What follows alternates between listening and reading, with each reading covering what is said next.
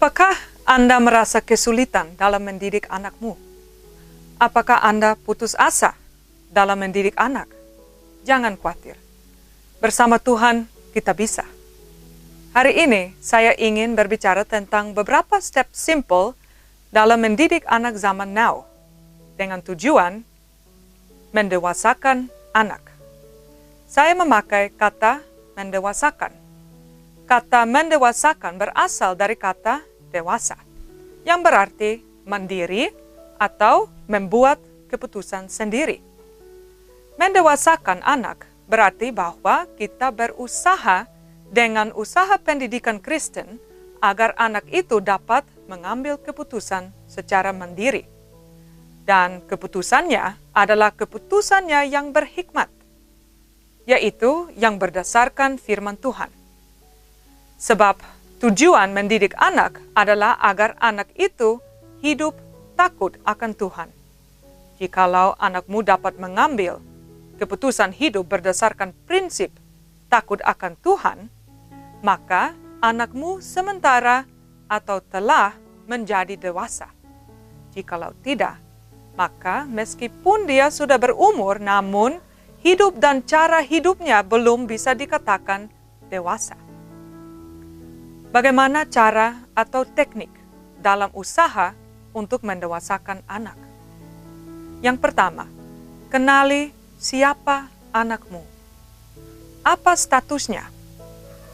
Zaman sekarang, status seseorang sangat ditunjukkan lewat social media. Kita ingin memberitahu ke dunia siapa saya, apa yang penting dalam kehidupan saya. Apa perkembangan saya dari hari ke hari, malah dari menit ke menit. Makanya FB sangat populer saat ini.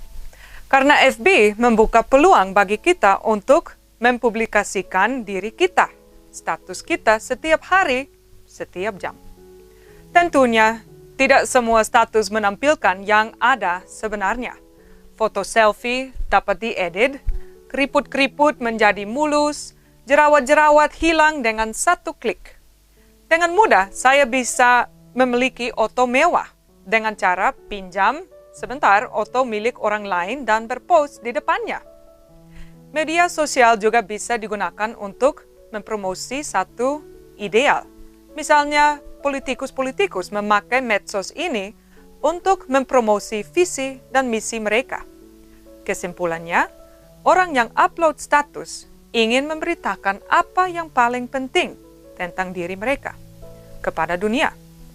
Kalau saya bertemu dengan somebody yang sering naikkan status tentang makanan-makanan, tentunya conversation kita akan berbicara tentang makanan favoritnya. Demikian dengan anak-anak kita. Kalau kita tahu status mereka, pembicaraan atau topik kita akan dipengaruhi oleh status itu. Karena itu, Anda harus bertanya pada dirimu sendiri, bagaimana Anda melihat anakmu? Siapa mereka? Apa status mereka? Siapa mereka? Apakah kita melihat anak-anak kita sebagai anak Tuhan? Atau sebagai anak yang belum mengenal Tuhan? Atau anak setan? Pertanyaan ini sangat penting dan mempunyai pengaruh sangat besar. Sebagai orang Kristen, kita mengakui bahwa anak-anak kita adalah anak-anak Tuhan, ciptaan Tuhan, diciptakan untuk memuji dan memuliakan nama Tuhan. Karena mereka adalah anak-anak Tuhan, maka dalam usaha mendewasakan mereka, kita tidak boleh memanggil mereka dengan kata-kata misalnya anak setan atau anak iblis. Sebab status mereka bukan anak setan, tetapi anak Tuhan yang dititipkan kepada kita untuk dididik. Tetapi hal yang kedua, kita harus sadari bahwa meskipun mereka adalah anak Tuhan, namun sama seperti kita, mereka juga adalah manusia yang telah dikandung dan dilahirkan dalam dosa. Sejak dari kandungan ibunya, mereka telah menyandar status orang berdosa karena Adam, dan karena itu mempunyai kecenderungan untuk berbuat dosa. Itu sebabnya Rasul Paulus berkata di dalam Roma 3 ayat 10, seperti ada tertulis, tidak ada yang benar, seorang pun tidak. Seorang pun tidak, kata Paulus. Itu berarti termasuk anak-anak kita.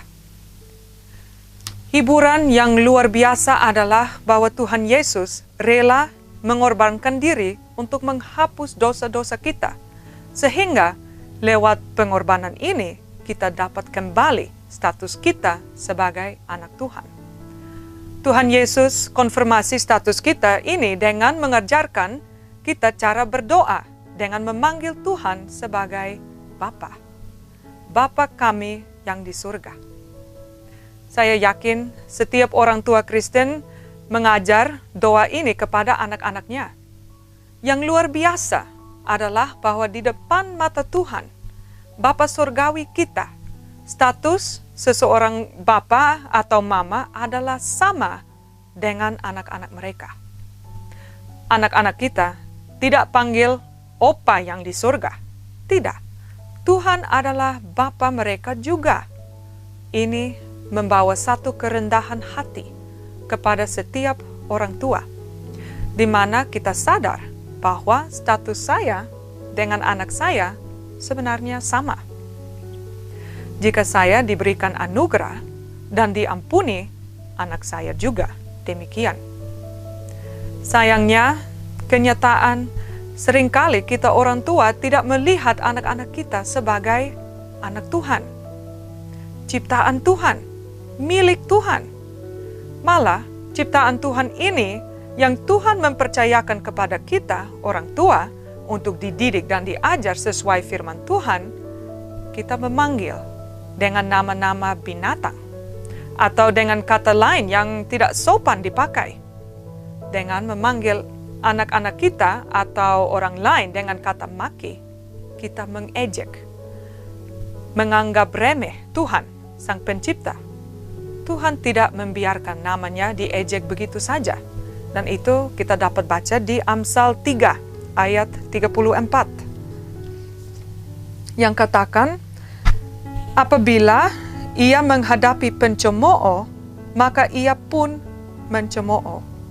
Tetapi orang yang rendah hati dikasihaninya. Kisah nyata tentang pencemooh dicemooh adalah cerita Elisa.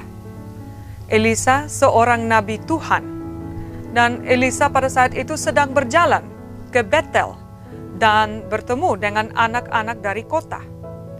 Anak-anak ini mencemooh Elisa dengan berkata, naiklah botak, naiklah botak.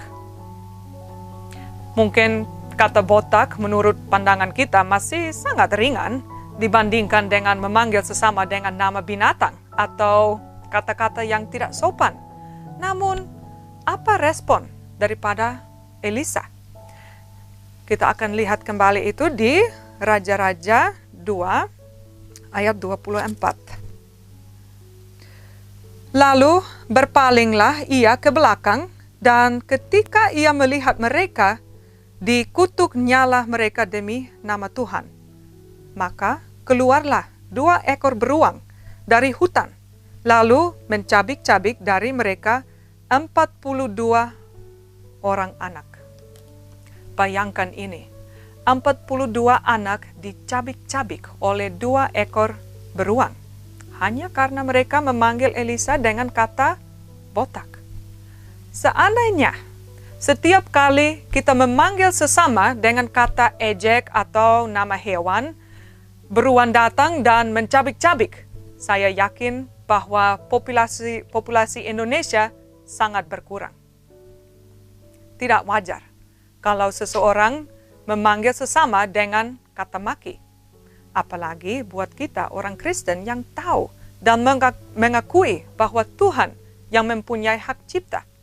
Kita tidak berhak untuk merubah nama sesama kita dengan kata-kata kotor atau maki. Dengan mengeluarkan kata make, maka kita sementara merendahkan nama Tuhan dan melanggar hukum Tuhan yang ketiga.